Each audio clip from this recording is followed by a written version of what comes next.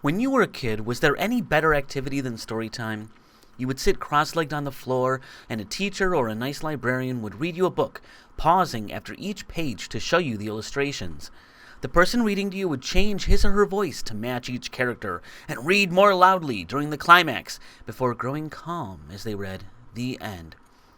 Storytelling is part of what makes us human, and narrators are the conduit through which stories are communicated. Even if your narrator is not one of your story's characters, it is still important to treat it like one. In this video, I'm going to discuss the function and construction of narrators, and take a look at a fun example from Ralph Rotten's Ming the Merciless. But first, a word from our sponsor. This video is brought to you by Scheherazade. Let's say that the king of the realm is marrying and then killing all of the women in your area. King Shahryar chooses your sister. What do? That's where Scheherazade comes in. With Scheherazade, you can marry the king in your sister's stead and begin telling the king a story. A story so compelling that the king will simply go to sleep instead of beheading you. With Scheherazade, you can spend 1,001 nights unspooling tales, and at the end of it, you find true love and a new spouse. Scheherazade. Use the promo code AllisonRhodes, one word, to keep the frame story going for 2 3/4 years. Alright, we're back. Like I said, when you are sitting in a crowd and listening to another human being read you a story, the narrator is explicit. You can literally see and hear the person. When we're reading, of course, we must rely on the textual tricks that writers perform to allow us to manifest the storyteller in our own minds. A novel's narrator must set and match the tone of its story. Let's discuss an example.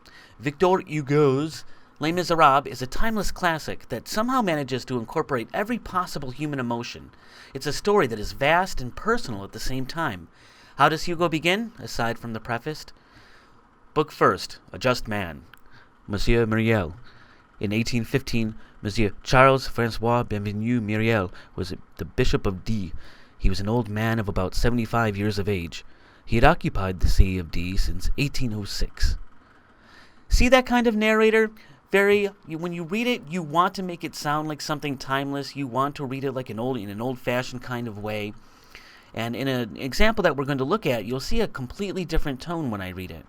And we can all admit that writing, literary or otherwise, has changed just a little bit since Les Miserables was first published in 1862. While some conventions have changed, most have not. Hugo informs his audience that the story takes place 50 years earlier. He begins building the vast world that occupies the novel. While the bishop will relatively soon leave the story, he is a pivotal character. More importantly, Hugo is telling the reader to calmly settle in. While the story will be long and detailed, the unabridged version of the novel is pretty thick. By the time you get to the end, you will clearly have spent a great deal of time in a different world. Let's read a little more. Although this detail has no connection whatsoever with the real substance of what we are about to relate, it will not be superfluous, if merely for the sake of exactness in all points, to mention here the various rumors and remarks which had been in circulation about him from the very moment when he arrived in the diocese. True or false, that which is said of men often occupies as important a place in their lives, and above all in their destinies, as that which they do. Monsieur Myriel was the son of a councillor of the Parliament of A. Hence he belonged to the nobility of the bar. It was said that his father, destining him to be the heir of his own post, had married him at a very early age, 18 or 20, in accordance with a custom which is rather widely prevalent in parliamentary families. In spite of this marriage, however, it was said that Charles Myriel created a great deal of talk.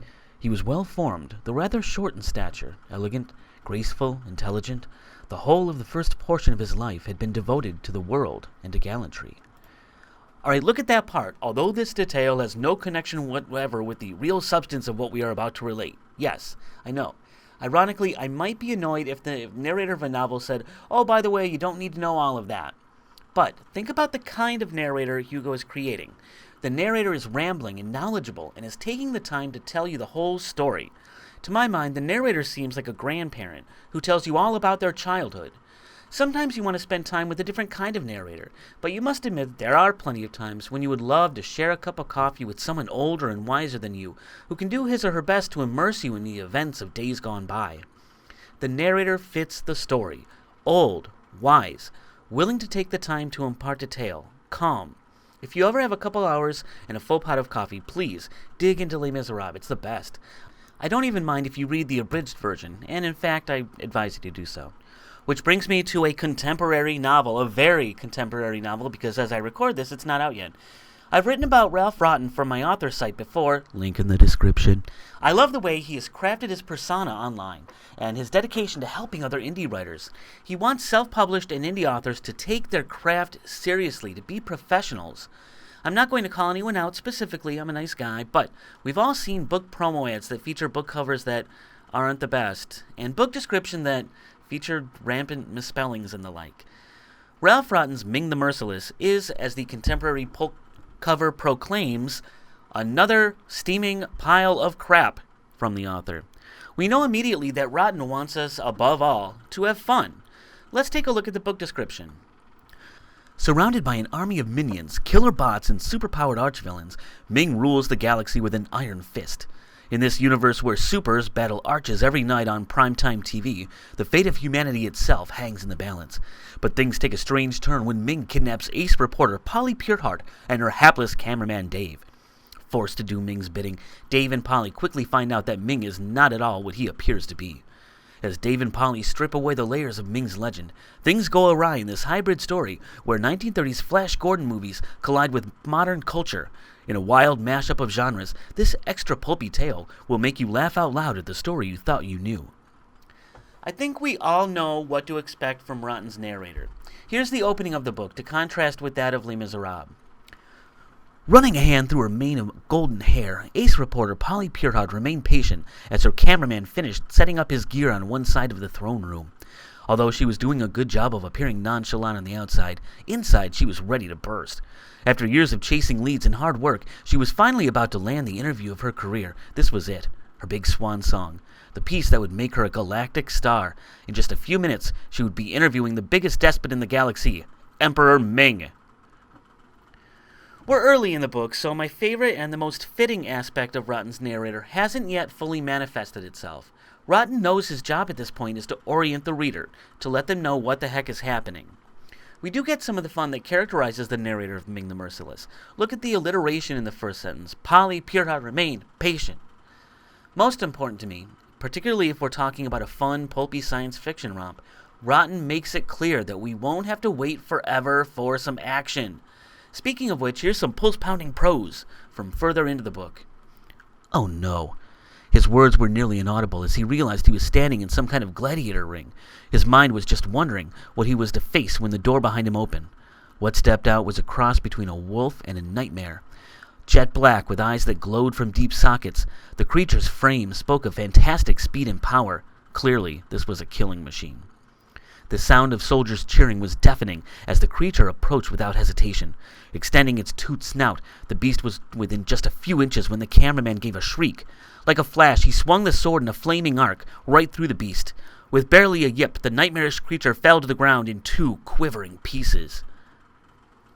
What are the qualities of this narration? Concise detail, concise action, concise sentences, a sense of wonder and foreboding. What stepped out was a cross between a wolf and a nightmare. Does this kind of narrator seem familiar? I'm reminded of a certain public domain film from 1940. Has gone far enough.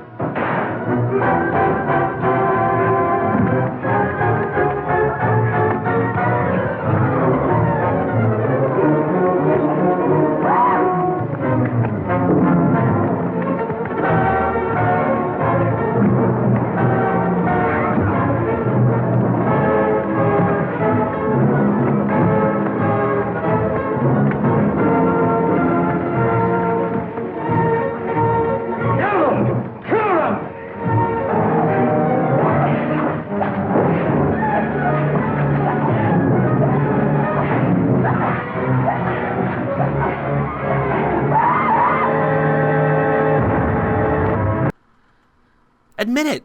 After seeing this, you are pumped. The narrator of Ming the Merciless, just like the writer and director of Flash Gordon Conquers the Universe, hits you with clear and quick bits of action to excite you. Rotten knows that his book needs to be exciting and makes sure that his narrator is the kind of person who can deliver. Instead of Hugo's friendly grandparent, the narrator of Ming the Merciless is a wide-eyed, enthusiastic storyteller who keeps your interest and ensures that you want more. The narrator speaks in short sentences. It uses plain but expressive language. Each paragraph resembles a different shot from a movie. Now, this kind of narrator will not work for every book, obviously, but it definitely worked for Ralph Rotten as he unspooled Ming the Merciless. Think about your own work in progress. List some of the qualities that your narrator should have. Check a few random pages. Does your narrator's voice fit the story? Does the story fit the narrator? Does this person or entity have the wherewithal to tell your tale properly? Leave a comment below that includes a link to your book, and maybe, just maybe, I'll take a look and tell you what I think in the comments or elsewhere.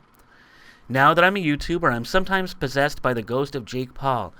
Buy my merch, kids. Subscribe. Hit the bell for notifications. Buy my merch for your preteen kids. Visit my website. Buy my books. Alright, well, I actually kind of mean that last one. Please consider picking up one of my books. Link in the description. Please, there's freebies. You're going to like it. So, until next time, this is Kenneth Nichols for Great Writer Steel and Allison Rhodes Books reminding you, yeah, books are good.